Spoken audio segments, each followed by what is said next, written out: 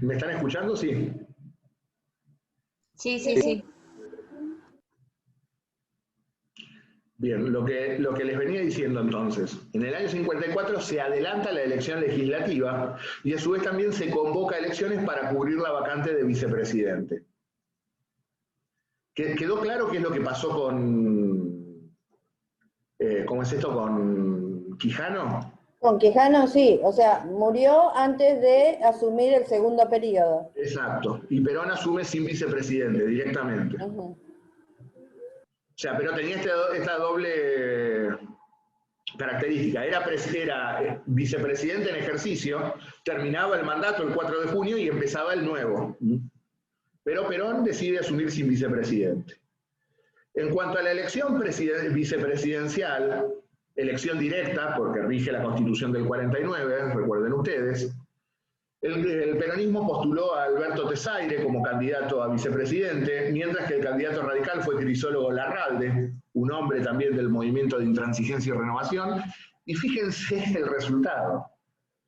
Con crisis, con enfrentamiento con la Iglesia y con todas las dificultades que estaba existiendo, gana por el 63% de los votos. Entonces vuelvo a decir, ¿qué era lo que te molestara que tuvieran representación y que accedieran a los medios y ganabas igual?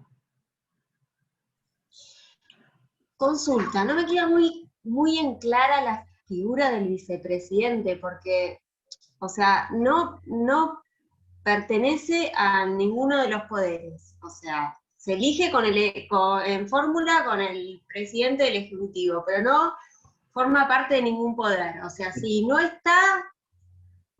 La función natural del vicepresidente es ser el presidente del Senado. Esa es su función natural. Pero tampoco es imprescindible porque el cuerpo elige su propio presidente.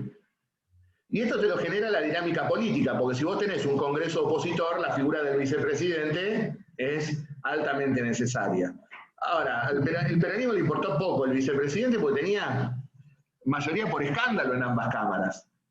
O sea, la función natural del vicepresidente, ¿cuál es? El presidente del Senado. Reemplazar al presidente en caso de ausencia. Yo siempre lo comparo con el arquero suplente. Entra una vez cada 200 años. Claro. Salvo que tengas a Enzo Pérez.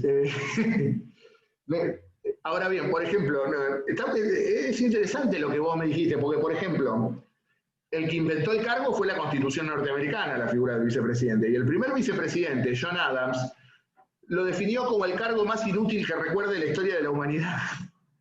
Porque claro, Adams, el primer vicepresidente norteamericano, le gustaba participar de los debates y la oposición le decía, usted no es un senador más, usted solamente vota en caso de empate.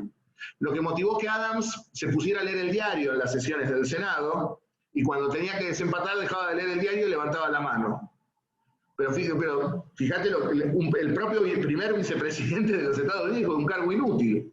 Ahora, por ejemplo, pero a ver, cuando en caso de que el presidente muera o cumple una función determinante. Sí. Y por eso, otro ejemplo, el actual presidente de los Estados Unidos, Joe Biden, como saben ustedes, durante 8 años fue vicepresidente de Obama. Y también una vez le preguntaron, ¿y para qué tiene que estar preparado un vicepresidente? Para ser presidente. O sea, claro, para gobernar. Porque... Claro, sí, no hace nada, pero cuando tiene que hacer de máxima importancia lo que tiene que hacer. Entonces es como... Puede tener que gobernar casi toda la presidencia, no se sabe. Y sí. El tema es que por ahí, en partidos fuertemente hegemónicos o con un liderazgo tan fuerte, la figura vicepresidencial es como... Pero fíjense también cómo el propio peronismo nos llevó a una catástrofe con la vicepresidenta que pusieron en el 73. Ya vamos a llegar ahí. No es un cargo, uno a veces habla del vicepresidente, no es un cargo menor, porque es tu retaguardia, es tu retaguardia. Y a veces cuando le pegan al vicepresidente es un tiro para elevación para vos, porque si cae el vicepresidente, tenés descubierta la línea sucesoria. Reitero, cuando tenés amplia mayoría, está todo bien. Ahora, si el sistema político es equilibrado, y fíjense lo que fue el caso del primer mandato de Cristina, estando peleada con el vicepresidente. Era todo un tema. Hasta dudaba de delegar el mando cuando tenía que viajar. No es un cargo menor el vicepresidente. Lamentablemente la historia es la que lo ha bastardeado, por decirlo de alguna manera. Y en partidos políticos o en presidencias donde el presidente tenía un liderazgo tan grande, había un abismo enorme entre el liderazgo del presidente y el del vicepresidente. O sea que al tener que asumir el gobierno era llevar adelante el país y llevar adelante un liderazgo que a lo mejor le quedaba muy grande. Completamente, completamente. Así que bueno, en estas elecciones vicepresidenciales entonces se impone el peronismo. El vicealmirante Alberto Tesaire sería el nuevo vicepresidente de la nación. Y veremos que sería un gran traidor al partido. Porque esa es la otra. A veces los vicepresidentes, en el afán de llegar, te hacen una zancadilla. Piensen en Enrique Martínez, cuando pensó, listo, lo voltearon a Irigoyen, el problema de Irigoyen, me quedo yo. Hay varios casos complejos en la relación entre presidente y vicepresidente.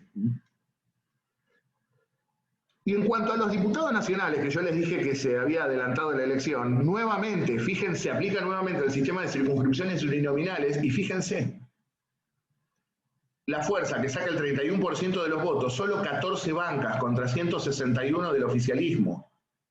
Creo que esta elección es lo que termina de catapultar a la oposición a la aventura golpista. Decididamente. Y creo que se abroquelan en algo bastante trágico los partidos políticos y la Iglesia Católica. Y esto se va a ver marcado, el tobogán descendente de la presidencia de Perón, además más allá de la crisis económica y de muchos factores que incidían en la economía, que necesitaban necesariamente el diálogo y el consenso, que era imposible de lograr, ya la oposición estaba lanzada a la oposición golpista. Estaba decididamente encolumnada detrás de la opción golpista. E inclusive usaron a la Iglesia como foco opositor. Esto se vio marcado en la procesión del Corpus Christi del año 55, cuando la Iglesia solicita autorización al ministro del Interior para llevar a cabo la procesión en la calle, el gobierno la niega, se termina haciendo la procesión dentro de la misma catedral metropolitana, y esto termina en una verdadera, se termina convirtiendo en un verdadero acto opositor. Imagínense, un partido ateo como el socialista con Alfredo Palacios del brazo del cura, una cosa patética, la verdad, patética, dantesca, pero lo cierto es que ya claramente las grandes la corporación eclesiástica y un sector del ejército ya no estaban tan claramente no estaban a favor de Perón. Y los partidos políticos van a trabajar a la Iglesia y a un sector del ejército para terminar con el gobierno de Perón. Porque muchos sectores veían que a través del sufragio no podían llegar. No podían expresarse en el Parlamento, no podían expresarse en los medios, no podían expresarse públicamente. Esto es lo que termina de decidir a la oposición a lanzarse directamente a la intentona golpista. Primer intento que se va a llevar a cabo el 16 de junio de 1955 con los nefastamente célebres y asesinos bombardeos a Plaza de Mayo. La aviación naval, la Marina fue el sector de las Fuerzas Armadas más abiertamente antiperonista, decide bombardear la Casa de Gobierno para matar a Perón, lo mismo que la Plaza de Mayo y el Ministerio de Hacienda. A Perón no lo agarraron en la Plaza de Mayo, en la Casa de Gobierno, estaba en el Ministerio de Guerra en ese momento, pero a su vez también los aviones bombardearon la plaza un día hábil, en hora hábil, por decirlo de alguna manera, en horario pico, murieron 400 inocentes en ese bombardeo. porque no murió Perón, no murió un ministro, no murieron los generales leales. Murió la población civil. Hay imágenes que quedan de aquella jornada, un microescolar incendiado, producto del bombardeo. Gente que estaba yendo a trabajar, gente que trabaja en el microcentro, que trabaja por ahí, cruzar la plaza y te cae una bomba. Y con aviones que tenían pintado en su fuselaje la sigla CB corta, Cristo vence. Sí, claramente la Iglesia, los partidos políticos y un sector del ejército estaban lanzados a la aventura golpista. No obstante, ante este movimiento del 16 de junio, las Fuerzas Armadas permanecieron leales, salvo la Marina, que fue duramente reprimida. Pero ya el sistema político había llegado a una tensión que era insostenible, insoportable. Lo cierto es que tardíamente Perón trata de hacer una apertura política, pero ya la oposición no estaba dispuesta a aceptarla y creo que hasta ni el propio Perón creía convencido en lo que estaba haciendo. En declaraciones del 7 de julio, bueno, antes de seguir con lo del bombardeo en la plaza, es cuando se genera luego como revancha el incendio de la Casa del Pueblo Radical, de algunos ateneos socialistas, la quema de la curia metropolitana y de varias iglesias de la capital. Es decir, el enfrentamiento ya no tenía punto de retorno. Reitero, no obstante eso, Perón buscó una tregua política. En primer lugar, como dijo, dejo de ser el presidente de una revolución, porque el estado normal de una nación no es la revolución, para ser el presidente constitucional. ¿Cómo, no eras presidente constitucional?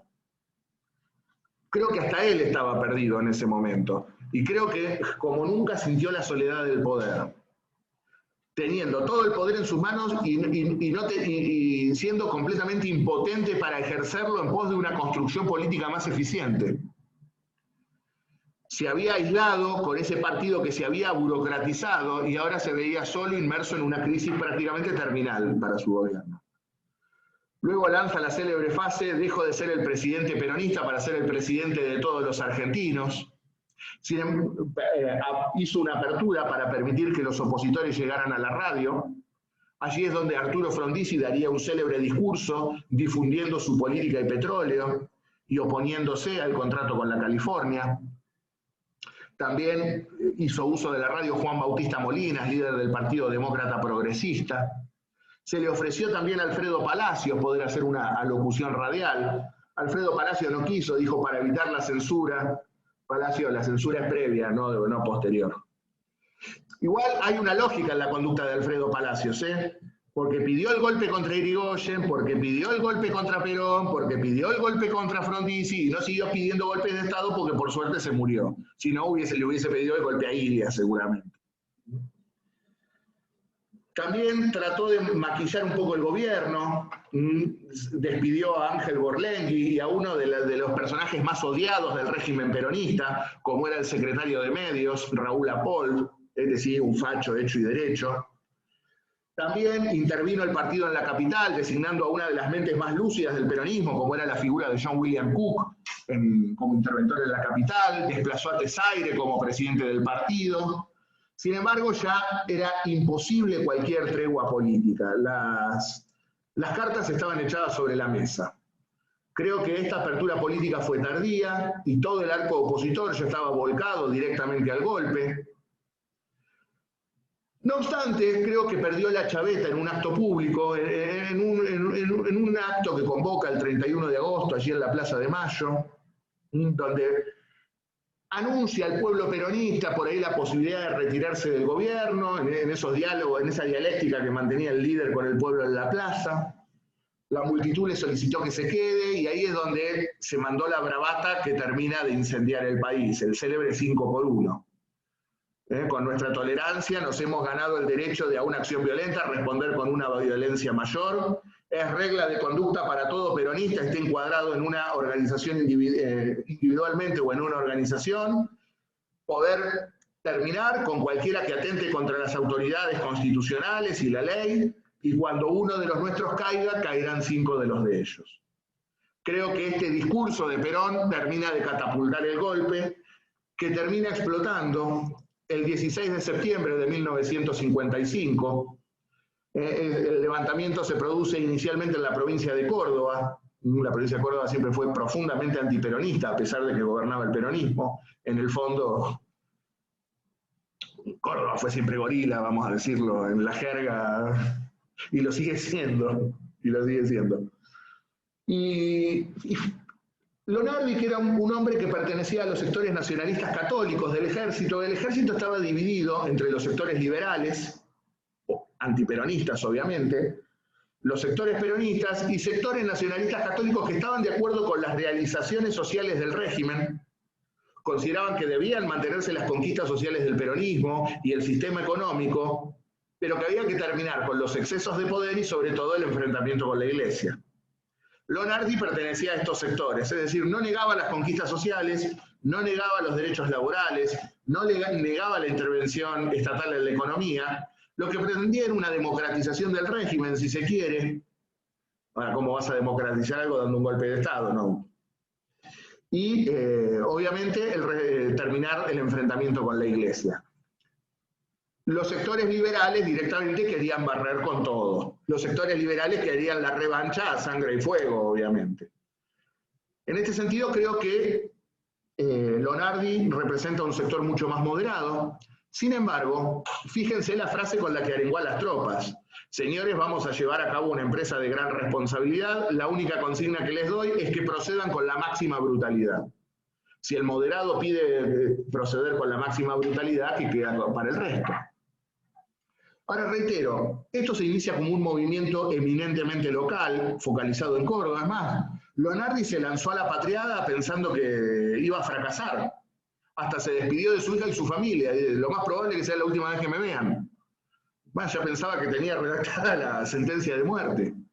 Los hechos demostraron que Perón no estaba dispuesto al 5-1.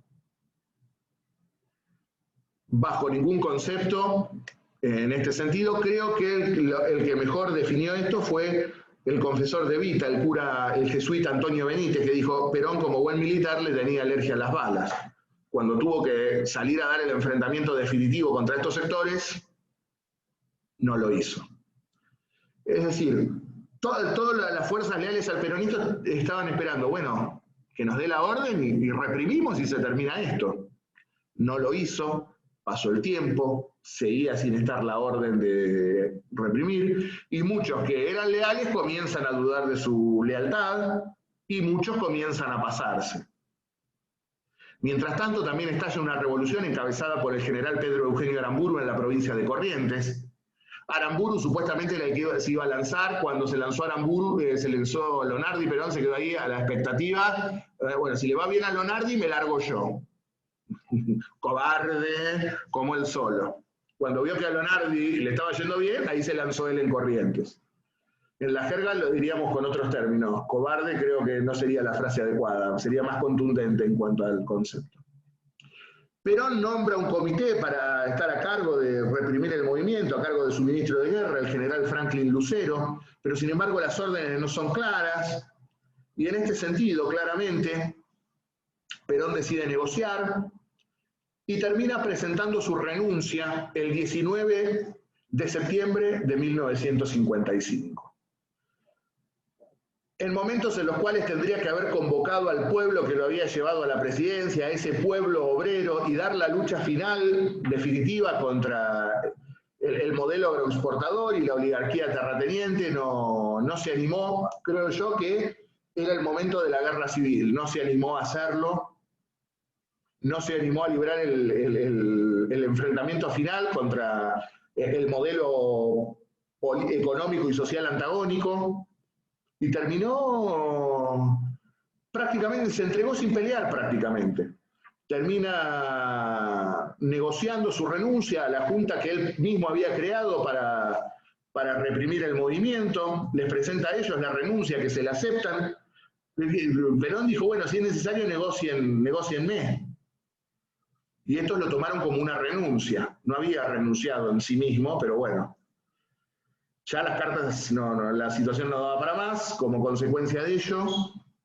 Entonces, el 19 renuncia, pasa a buscar algunas de sus pertenencias, se refugia en la legación paraguaya, y marchará en la cañonera, la parte que se llamaba la Paraguaya, precisamente rumbo al exilio en Asunción, exilio que durará 17 años. Recién volvería al país parcialmente en 1972 y definitivamente en 1973. Y mientras tanto, el 23 de septiembre de 1955 se instala un nuevo gobierno de facto en el país, ahora encabezado por quien había iniciado el golpe allí en la provincia de Córdoba. Me refiero a la figura del general Eduardo Lonardi. Así, de este modo, termina la experiencia política peronista. Creo que los factores que influyeron en el golpe fueron, en primer lugar, los límites a los cuales se encontraba sometida la economía y el modelo económico, producto de la escasez de divisas, y para salir a buscar inversiones, para modificar los términos de intercambio y el aparato productivo, creo que necesitaba consenso y diálogo, y él no estuvo dispuesto a darlo en un primer momento, y cuando lo lanzó ya la oposición no estaba dispuesta a escuchar. Sin duda influye notablemente en un país profundamente católico como es la Argentina, el enfrentamiento con la Iglesia, y creo que había un ciclo político que estaba agotado, y creo que en este momento también Perón, en cierto modo, a mí no me gusta encasillarlo a los movimientos políticos latinoamericanos con los ismos o compararlos con experiencias europeas, porque creo que las realidades sociales, económicas y políticas son completamente disímiles. Creo que lo que más se asemeja al peronismo en Europa es el bonapartismo, surgido con Napoleón I y luego con su sobrino Luis Napoleón III, quien fue emperador durante la segunda mitad del siglo XIX. En el sentido de que era el gran árbitro de un amplio espectro, de un movimiento de amplio espectro, en el cual estaban representadas dos patas que en sí son antagónicas. Yo les mencioné, la clase obrera y la burguesía nacional. El tema es que en algún momento no podés seguir representando los intereses de los dos. En algún momento te la vas a tener que jugar por uno. Y en esta encrucijada, Perón no se la jugó por los que le podían dar el desarrollo industrial definitivo, ni tampoco se la jugó por el pueblo trabajador que había dado la vida por él. Creo que no es que se la jugó, creo que en realidad no quiso traicionar a ninguna de las dos facciones que lo habían apoyado tanto, y por eso decide dar el paso al costado y retirarse. Y creo también que la opción golpista se dio como consecuencia de esta hegemonización y burocratización del régimen.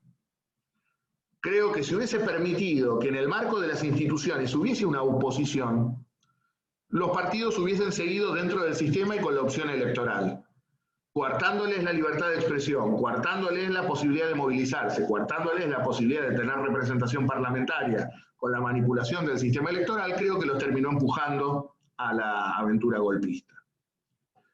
Y para cerrar, creo que también puede verse el partido inglés.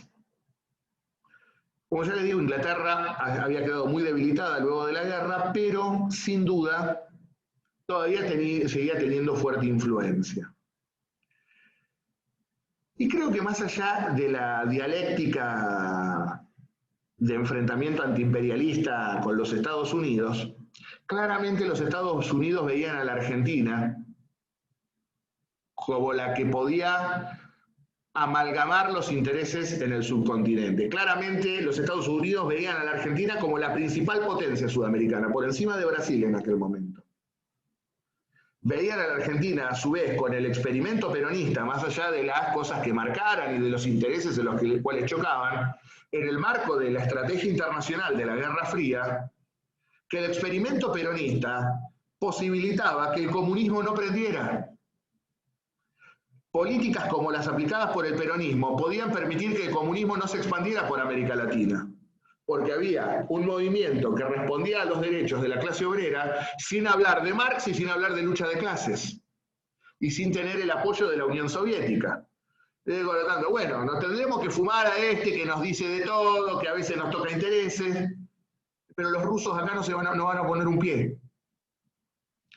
No es casualidad que el presidente norteamericano, Dwight Eisenhower, ni más ni menos que el gran vencedor de la Guerra Mundial, en efecto era el comandante en jefe del ejército aliado, luego presidente constitucional de los Estados Unidos, enviara a negociar con Perón algunos acuerdos, ni más ni menos que a su hermano Milton Eisenhower.